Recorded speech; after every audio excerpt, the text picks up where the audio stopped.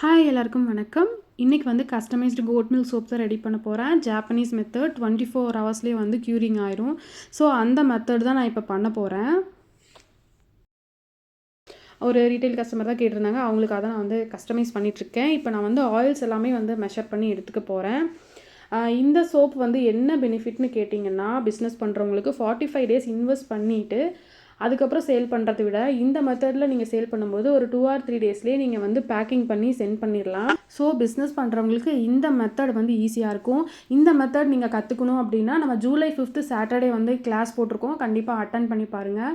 Perfect நாலேஜோடு தான் வெளியே போவீங்க. இப்போ வந்து நான் வந்து காஸ்டிக் சோடாவும் டிஎம் வாட்டரும் மெஷர் பண்ணி எடுத்துக்க போகிறேன். மெஷர் பண்ணி எடுத்துகிட்டு அதை வந்து ஃபில்டர் பண்ணி நான் வந்துட்டு ஆயில்ஸ் மெஷர் பண்ணி வச்சுருந்தோம் இல்லையா, அதில் வந்து ஃபில்ட்ரு பண்ணி நம்ம வந்து டிஎம் வாட்டரையும் லையும் வந்து இதில் போட்டுட்டோம். இப்போ வந்து பார்த்திங்கன்னா எசென்ஷியல் ஆயில் தான் வந்து மிக்ஸ் பண்ண போகிறேன். மிக்ஸ் பண்ணியாச்சு, அவ்வளோதான். நான் எசென்ஷியல் ஆயில் வந்து கஸ்டமர்கிட்ட கேட்பேன், உங்களுக்கு என்ன மாதிரி எசென்ஷியல் ஆயில் போட்டால் பிடிக்கும் அப்படின்னு சொல்லிட்டு. நான் ஃப்ராக்ரன்ஸ் எதுவும் யூஸ் பண்ண மாட்டேன். ஒன்லி எசென்ஷியல் ஆயில்ஸ் மட்டும்தான் யூஸ் பண்ணுவேன். அவங்களுக்கு பிடிச்ச ஒரு எசென்ஷியல் ஆயில் சொன்னாங்க. ஸோ அதே மாதிரி கஸ்டமைஸ் பண்ணியாச்சு. ஃபைனலாக மோல்லையும் போட்டாச்சு.